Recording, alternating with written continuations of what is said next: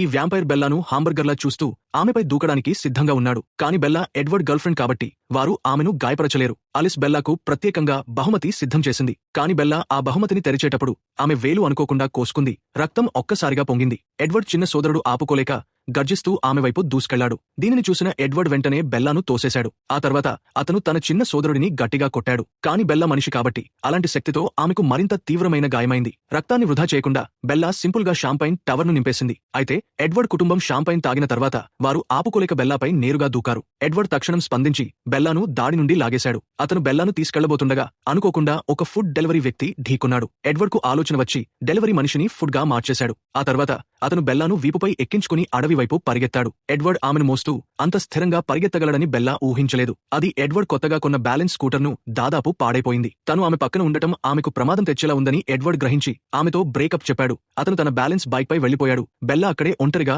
ఏడుస్తూ ఉంది. త్వరలోనే బెల్లా ఏడుపు 3 వాంపైర్లను ఆకర్షించింది. Movie name twilight from team.